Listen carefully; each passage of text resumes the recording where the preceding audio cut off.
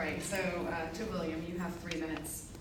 What social justice issues are appropriate for the Attorney General to take on, and what are some that are not appropriate? I think the Attorney General has to step in where he or she can, always to promote equity and fairness here in Connecticut. And I'd be hard pressed to think of areas in which it's not appropriate. And again, this gets back to this question about what the role of the Attorney General is. So for example, the Attorney General is not a prosecutor. The Attorney General has almost no criminal jurisdiction, and so that is not a function of the Attorney General's office.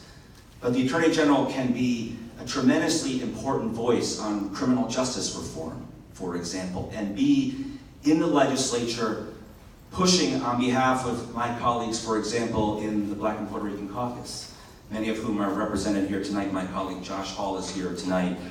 And we've worked together on passing the Second Chance Society law, which I led and passed in the House of Representatives. The bail reform law, which I led and passed in the House of Representatives. The excessive use of force law, which I led and passed in the General Assembly in the House of Representatives. This is not directly in the ambit of the Attorney General.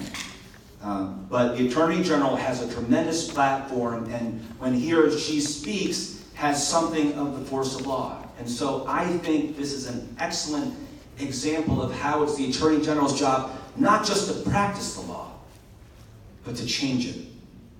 I think that's a critical distinction between all of us. And as the House Chairman of the Judiciary Committee, I've been on the forefront of those fights for 12 years, 4 years as its chairman. I took on the NRA, passed a domestic violence gun law that protect thousands of domestic violence victims here in Connecticut right now. Took on the big banks, rewrote the state's foreclosure laws to help thousands of Connecticut families stay in their homes. I stopped every major encroachment on a woman's right to choose on the Judiciary Committee over the last 4 years.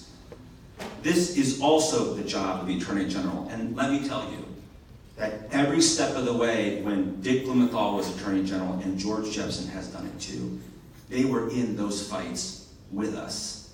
So on social justice issues, it's our job to represent the state.